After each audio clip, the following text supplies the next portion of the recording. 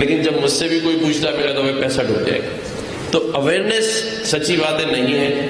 جس نے اکاؤنٹ نہیں کھولا، جس کو اسٹاک ایکسچینج کا نہیں پتا، جس کو فیوچر ٹریڈنگ کے بارے میں نہیں پتا، اب یہ مجھے کہہ رہے تھے 400 روپے میں 300 میں گولڈ انویسٹ کر. تو میں نے دل میں سوچا 300 400 میں سونے میں انویسٹ ہو سکتا ہے کہ رات کو سوچ آیا آدمی، کیونکہ صبح اٹھ کے 300-400 کی سوائے دیہڑی کے سونا تو 3 لاکھ روپے تولا ہے بھائی. میرے تو خود فیملی کا بزنس ہے، تو 300 روپے میں تو صرف سونے کی ہوا آ سکتی ہے، کیونکہ اس شہر میں بجلی تو آتی نہیں ہے. تو کھڑکی کھولیں اور سو جائیں. 300 میں تو بھائی یہی مل سکتا ہے. ہاں یہ ضرور ہے، جس طرح ہم اپنے قومی ترانے پہ کھڑے ہوتے ہیں، نیشنل اینتھم، وہ اور بات ہے کہ اس میں اس صوبے کے چیف منسٹر کا نام روزانہ ہم اس میں سنتے ہیں، مراد. ان کو پتہ ہی نہیں کہ سارے لوگ صبح شام دوپہر ہر نیشنل اینتھم میں ان کو یاد کر رہے ہیں. صوبے کے چیف ایگزیکٹو ہے. لیکن بھائی جس طرح نیشنل اینتھم پہ کھڑے ہو رہے ہیں، ایسے اس ملک کی معیشت کو ٹھیک کرنے کے لیے کھڑے ہو، ایسے ہی اس ملک کے نظام کو ٹھیک کرنے کے لیے کھڑے.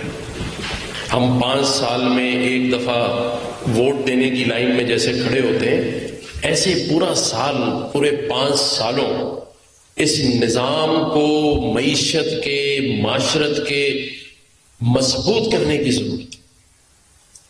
یہ جو میرے نوجوان بہن بھائی، ابھی وہ میں پوچھ رہا تھا، اب وہ جتنے لوگ بھی باہر معلومات لینے آ رہے ہوں گے وہ بول رہے ہوں گے سٹالز خالی پڑے، کیونکہ سارے میری وجہ سے یہاں بیٹھے. اس لیے کہ اس ملک کا جو معاشی نظام ہے وہ چند ہاتھوں میں ہے، چند ہاتھوں میں ہے. اسی لیے جو میرے ملک کے وسائل ہیں یہ ان بہن بھائیوں کے پاس نہیں پہنچے. بات تو ہم بہت بڑے والیوم کی کر رہے ہیں، کیپٹل ہاؤسز کی کر رہے ہیں. یہاں جو پیچھے بیٹھے ہیں یہ ہاتھ اٹھا کے کہہ سکتے ہیں کہ کسی کو 10 لاکھ روپے کا پیکج مل رہا ہے، کوئی 15 لاکھ روپے کما رہا ہے، کوئی پیچھے بیٹھے والا ہاتھ اٹھانے والا. 15,000 والے بیٹھے ہیں سننے والے. احمد چنائے صاحب آپ ذرا فون سے نکلے، آپ ایسا نہیں کہ اسٹاک ایکسچینج اوپر نیچے کر رہے ہیں. یہ 15,000 والے، ان کے مستقبل کا سوچنا ہے کہ یہ 15 لاکھ والے کیسے بنے. ہم تو صرف یہ دیکھتے ہیں کہ جو پاکستان میں بینکس ہیں وہ اربوں روپے کما رہے ہیں، جو کچھ چند اسٹاک کے جو بروکرز ہیں وہ اربوں کما رہے ہیں. لیکن جو اس ملک کے نوجوان ہیں، یوتھ ہے، یا جو مڈل کلاس کے لوگ ہیں، لوور مڈل کلاس کے لوگ ہیں، وہ تو صرف 15,000 سے 35,000 روپے کمائیں، اور اس میں بجلی کا بل، پانی جو کہ آتا نہیں ہے، گیس جو کہ آتی نہیں ہے، اس کے چارجز بھی دے دیں. اب مجھے تو یہ بھی شک ہوتا ہے کہ کچھ لوگ تو صبح شاور اور نہا کر کیسے آتے ہوں، کیونکہ اس شہر میں نلکا کھولے تو صبح پانی نہیں آ رہا، گیس نہیں آ رہی، بجلی مہنگی ہے. ٹھیک کیسے ہوگا؟ باتوں سے تو نہیں ہو رہا. 77 سالوں سے تو میں بھی سنی رہا ہوں. شاعر بھی بیچارہ صرف اسی ملک کے لیے شعر لکھ کر اس دنیا سے چلا گیا کہ ایک عمر سے فریب سفر کھا رہے ہیں ہم. ایک عمر سے فریب سفر کھا رہے ہیں ہم، معلوم ہی نہیں کہ اس ملک کے اسٹاک ایکسچینج کو کہاں لے کے جا رہے ہیں. 1,07,000 میں پہنچ گیا، 17,000 گڈ، لیکن معلوم نہیں کیسے لے کے جائے. لیکن یہ معلوم کب ہوگا؟ جب وہاں 2 ملین لوگوں کے اکاؤنٹس کھلیں گے، 3 ملین لوگوں کے اکاؤنٹس کھلیں گے، پھر ہمیں پتا ہوگا کہ اسٹاک ایکسچینج کہاں جا رہا ہے.